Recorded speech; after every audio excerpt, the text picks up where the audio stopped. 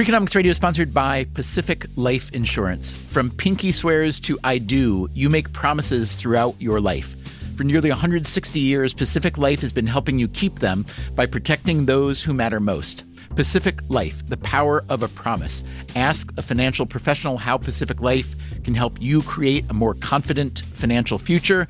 Pacific Life Insurance Company, Omaha, Nebraska, and in New York, Pacific Life and Annuity, Phoenix, Arizona.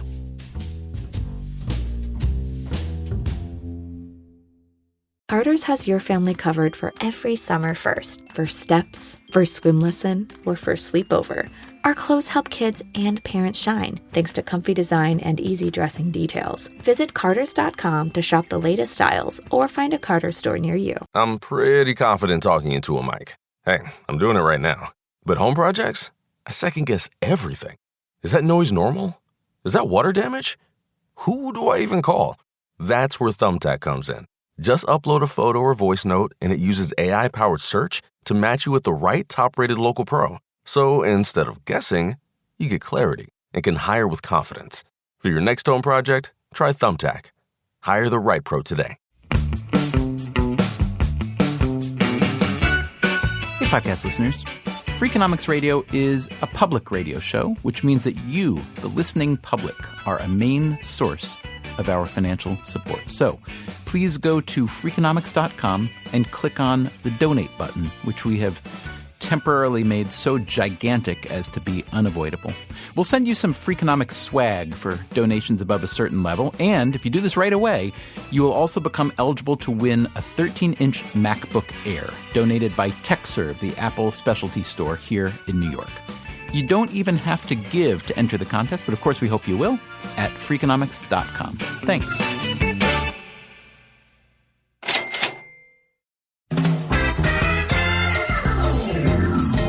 Hey, Dubner. Hey, Levitt, how's it going?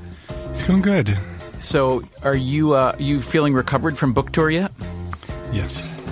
I thought it was interesting, as much as you whined and complained on this podcast about how much you hate the book tour, it actually worked out beautifully, didn't it? Do you want to tell people how beautifully that worked out? Oh, so everywhere we went, people were very gentle with me. They gave me presents. Thank you very much for the coffee, and thank you very much for the In-N-Out Burger gift certificate that I used. Bacon. There were plates of bacon on stage with us when we gave talks. And poor Dubner took the brunt of it. Everybody slapped you around and let me do my thing. It couldn't have been better. They're like, oh, Steve Levitt, thank you so much for coming to San Francisco. I know you don't like to leave your room. That was a great piece of game theory, because you have no problem getting out there. You like to talk to people. You say you don't. No, I like to be in my room. Yeah, you say you do. I only like to be in my room. Now, what would you say would be a highlight of the book tour, or a low light? Could be either. Let me think. The other day, a stranger rolled down his window of his car and yelled to me, "Hey, I love the tipping podcast." That's bad. That's when we got to retire. When strangers are rolling down their window and knowing who we are, that's when we got to be careful.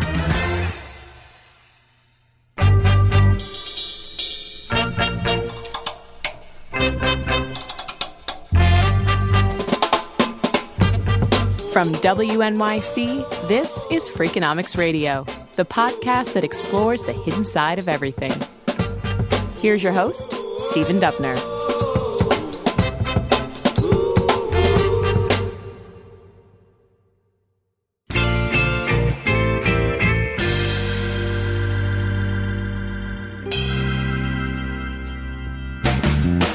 Steve Levitt and I just got back from our book tour for Think Like a Freak.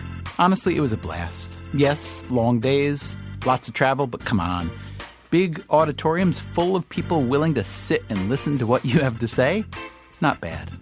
The most surprising thing was when we would ask the audience how many of them regularly listen to this podcast, and about 90% of the hands went up, whether we were in New York or California or the UK. It was amazing, although it did make me wonder if we didn't make this podcast, if our book tour would happen in much smaller auditoriums.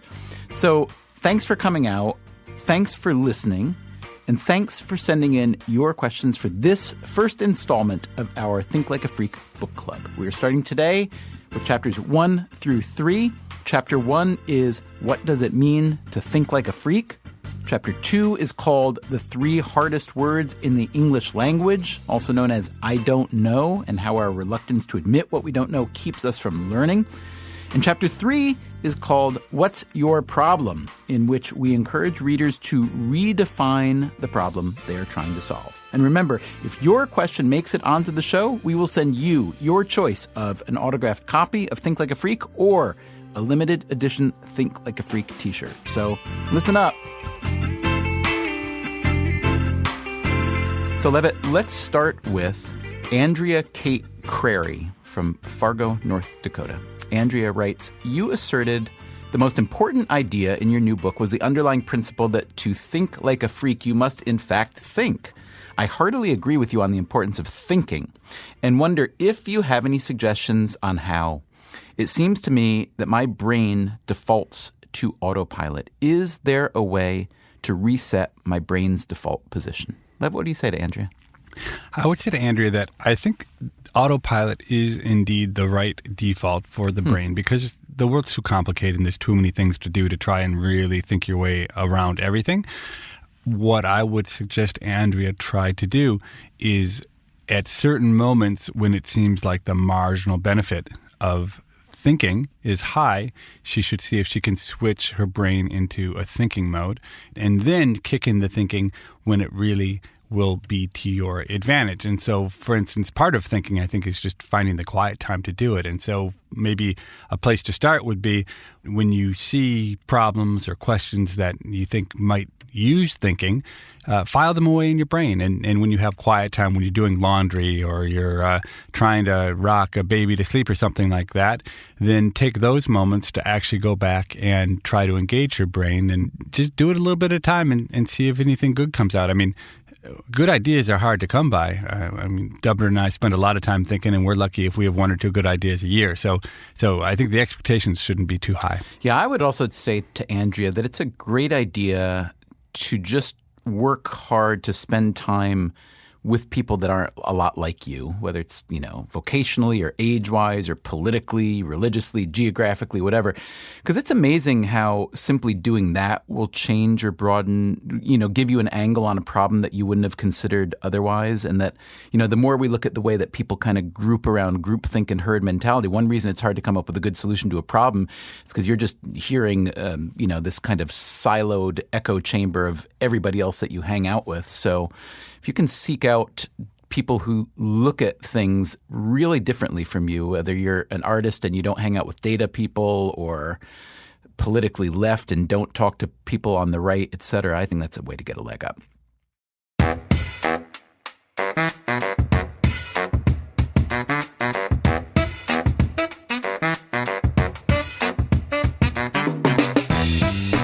Levitt, Michael Carley, who is Associate Director of the Institutional Research and Reporting something at Kern Community College in Bakersfield, California, writes to say this.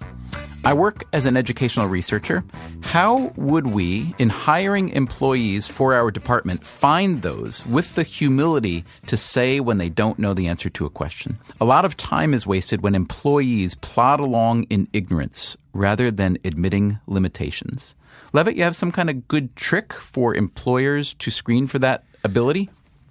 Well, the first thing that comes to mind is in the course of the interview, what most people do is fake their way. There's a general sense, and it came up on the book tour 3 or 4 times when people said, well, if I say I don't know, I will never get the job. And you're sympathetic to that issue, yeah? I do think that actually it probably is true. If the people who are hiring you are of the mind that you should never, ever say, I don't know, and they themselves never, ever say, I don't know, then saying I don't know is not a great idea before you get the job. Now, once you have the job, you have a little more time and leeway to try and change people's views and to show people that when you say I don't know, and then you go back to the data and you figure out the answer and you come back a week later or an hour later or a month later and say, I now know, that people will be impressed and will come to respect you more. But you don't get that second chance. You don't get the week or the month if you're doing the interview. But clearly, if you want to attract people who will say, I don't know, the interview processes are the right way to do it, or even before that in some sort of an online application, to ask the kinds of questions which will elicit different answers from people who are liars and fakers and people who aren't. I mean, the example we give in the beginning of the chapter on, is about children, and they're asked in a psychology study to respond to questions which they simply can't answer given the amount of information. Patently unanswerable questions, right? Exactly. Mm-hmm. And so one could imagine asking completely unanswerable questions in an interview and seeing how people respond. Hey, let me ask you this. What about combining two ideas that we've talked about in the past? Unanswerable questions and the need to say, I don't know, and kind of this burning desire to make predictions about any and everything. What about that? What about asking potential employees to make predictions, which you could kill two birds in one stone? You could see how willing they are to admit they don't know, and you could see how they feel about this relatively impossible task generally of predicting the future. Yeah, I think that's a good idea. What's the question you write? What do you ask them to predict? I would say what the interviewer is going to have for lunch that day. Because it's completely stupid and pointless. And totally unanswerable. And completely unanswerable. Although you could say, well, you look like a pretty chubby fellow, so I'm going to say you're going to have some pasta. But I think it's the kind of reaction someone would have to that question. It's so nonsensical that it's a signal to anyone who has common sense that you can't possibly expect a serious response to it. Because I think that it will pick up on other things too, which is just common sense and ability to understand how humanity works. If you ask some question about what do you think our revenues will be in the year whatever, then it actually sounds like you could make a prediction. Well, it's an invitation to fake it too, whereas this one is right. It's giving you the option to take the high road. Yeah. Now, the other thing that interviewers always do, and I don't know if this works at all or not, would be to say, so could you tell me about a time in your career in which you have been faced with a question you didn't know the answer to, and you simply said, I don't know, and how did it turn out? I mean, that would be the more traditional way to do it. Maybe you could do both.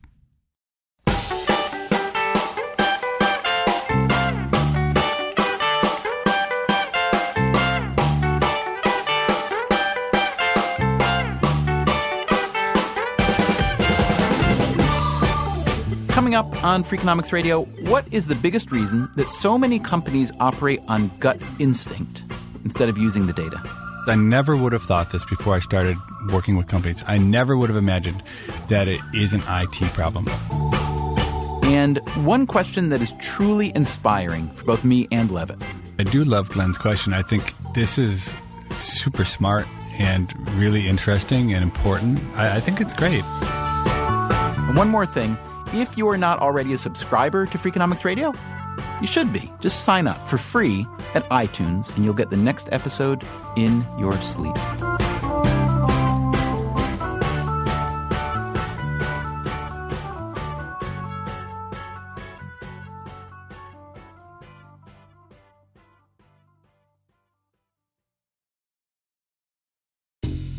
Freakonomics Radio is sponsored by Cash App.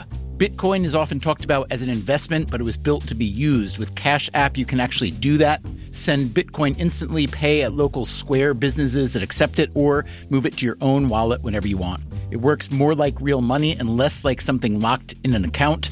For a limited time, new customers can get $10 added to their balance. Just use code CashApp10 when you sign up. And don't forget this part, send at least $5 to a friend in the first 2 weeks. Terms apply. Cash App is a financial services platform, not a bank. Banking services provided by Cash App's bank partners. Bitcoin services provided by Block Inc. brand. For additional information, see the Bitcoin disclosures at cash.app/legal/podcast.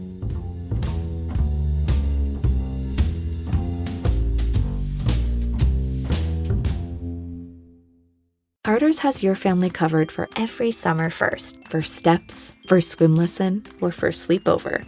Our clothes help kids and parents shine, thanks to comfy design and easy dressing details. Visit Carters.com to shop the latest styles or find a Carter's store near you. Want $1,000 weight loss medication for $50? It all starts with Roe's free GLP-1 insurance check. Just upload your insurance card to see if you have coverage, then relax. Over 200,000 people have qualified for a $50 copay through Roe. Go to roe.co/health. Half of covered patients have a $50 per month copay or less for medication, plus $145 monthly Roe membership fee. Deductible cost may apply and final cost varies by insurance plan. For safety information about GLP-1 medications, including boxed warning, go to roe.co/safety, RX only. From WNYC, this is Freakonomics Radio. Here's your host, Stephen Dubner.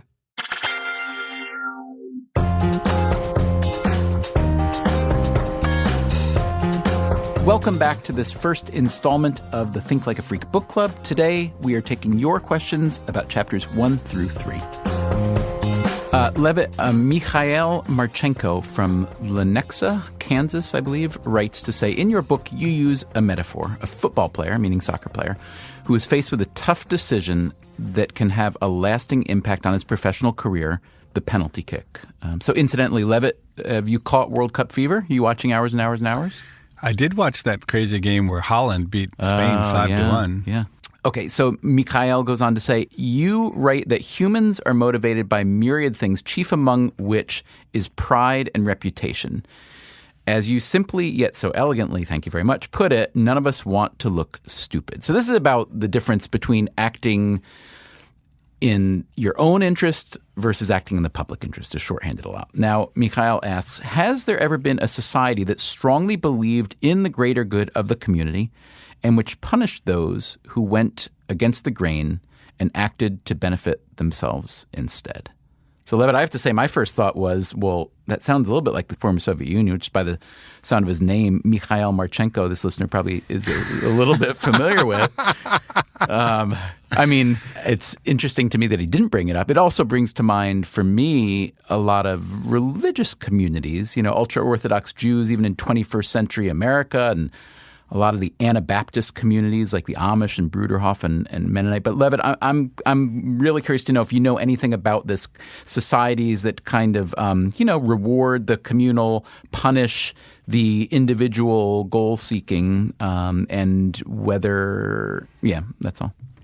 Yeah, I think you're right. I think that was one of the premises of communism and socialism, was to put the collective above the individual. But the problem with those systems is that it's very hard to incentivize individuals when the benefits go to others. I mean, really, if you think about it, corporations have a little bit of the same flavor, that in many corporations, the financial incentives of individuals are not that strong. So the difference in the profit that accrues to the company can be 50 times, 100 times my own private benefit of the actions I take. And then it's hard to incentivize people. I mean, maybe the ultimate society that has managed to succeed in putting the collective above the individual are things like ants and termites, right? Because, I mean, that's exactly what happens in these colonies. It's because the ants don't have enough brains to do anything different. But, I mean, bees sting and die because of it, but they're programmed to act on behalf of the community. Since you brought us to corporations and corporate behavior, let's go to, here's a related question from someone named Tracy Lum,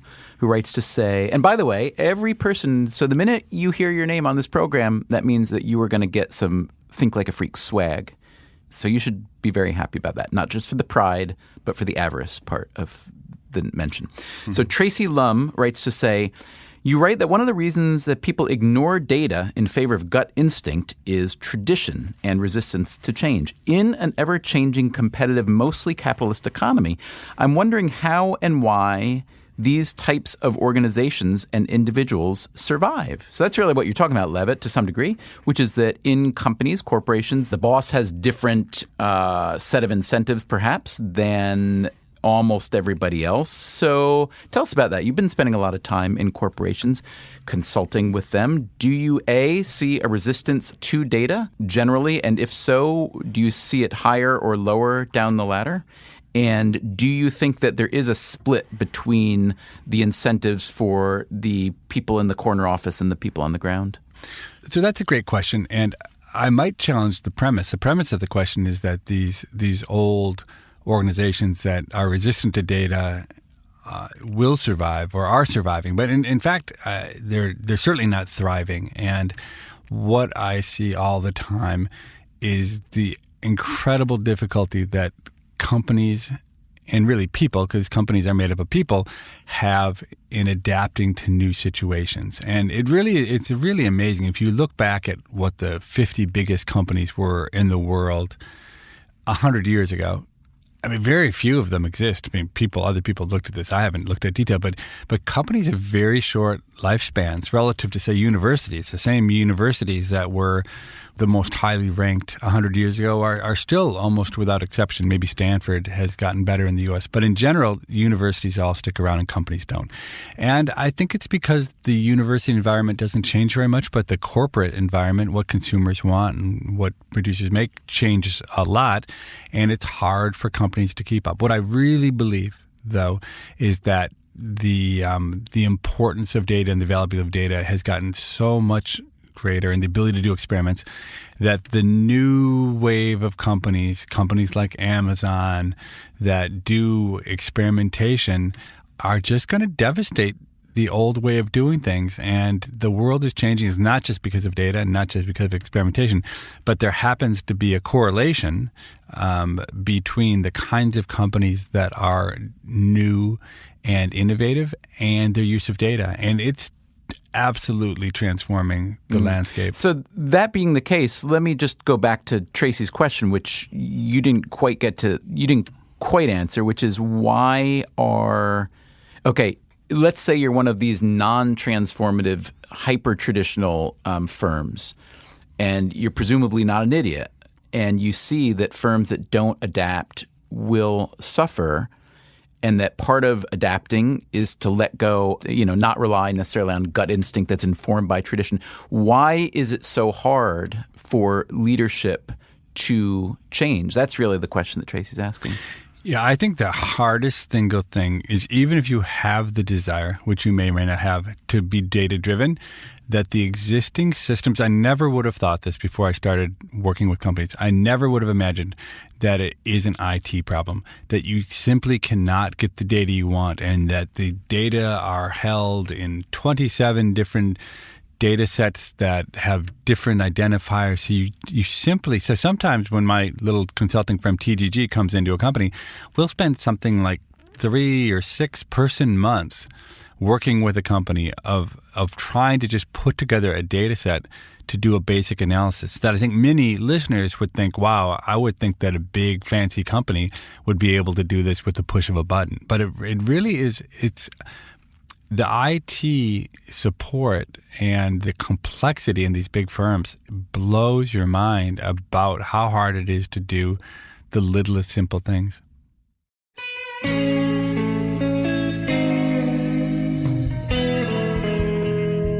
Levitt, let's end with one more question here that I think is a nice ending. Glenn Hall writes to say, I read the chapter about Kobayashi, that's Takeru Kobayashi, and how he smashed the hot dog eating record. I noted your comment about how he didn't think about the previous world record of 25, or else he may have stopped at 28 or 30 instead of making it to 50. We don't say he would have stopped at 28 or 30.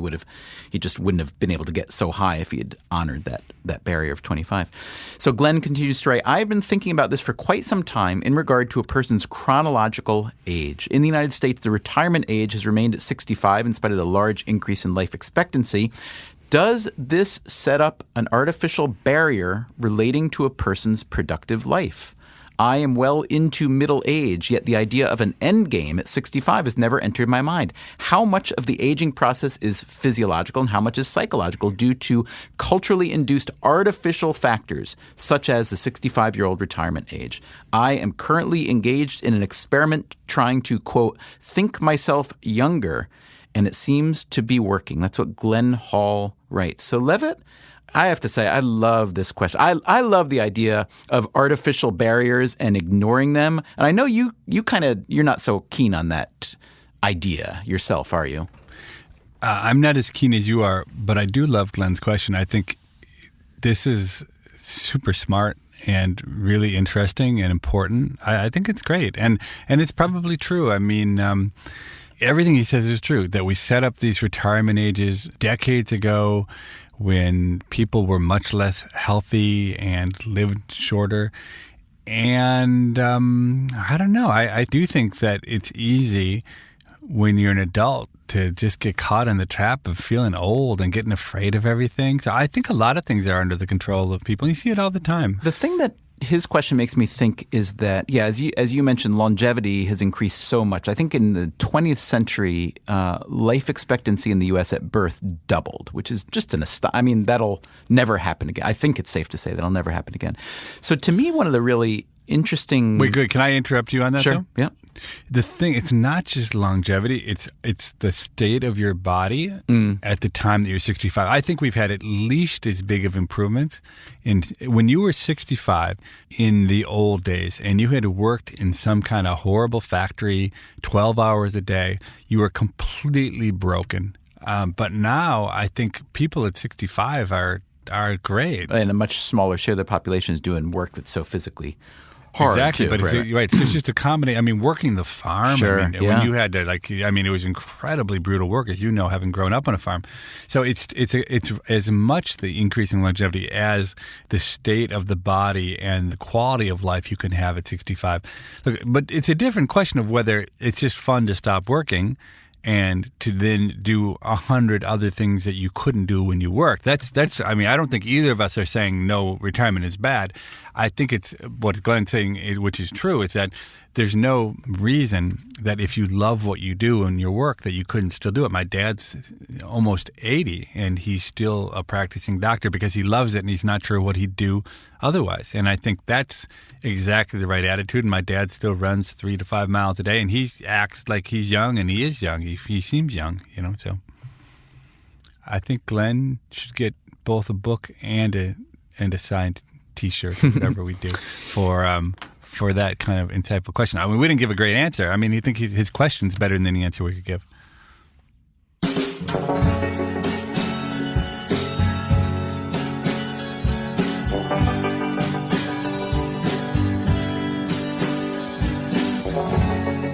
Okay, Levitt, we will send Glenn a T-shirt and a signed copy of Think Like a Freak. We'll also send something to Tracy, Michael, Michael, and Andrea. So keep an eye on your mailboxes, people. And we will keep an eye on ours as well. Drop us a line at radio@freakonomics.com with your questions for the Think Like a Freak book club. Up next will be chapters 4 through 6. Those are Like a Bad Dye Job, The Truth is in the Roots, Think Like a Child, and Like Giving Candy to a Baby, whose original title was It's the Incentives, Stupid. So send us some questions, and you'll hear that episode in a few weeks.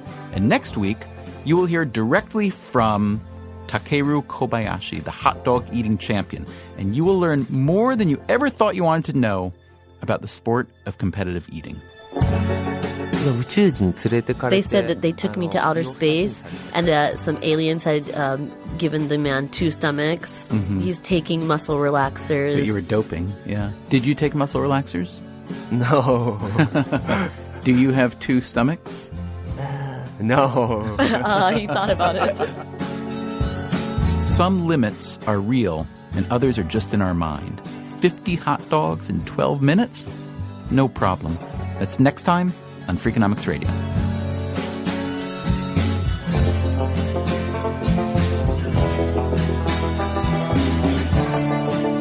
Freakonomics Radio is produced by WNYC and Dubner Productions. Our staff includes David Herman, Greg Rosalski, Greta Cohn, Beret Lamb, Susie Lechtenberg, and Chris Bannon. If you want more Freakonomics Radio, you can subscribe to our podcast on iTunes or go to Freakonomics.com, where you'll find lots of radio, a blog, the books, and more.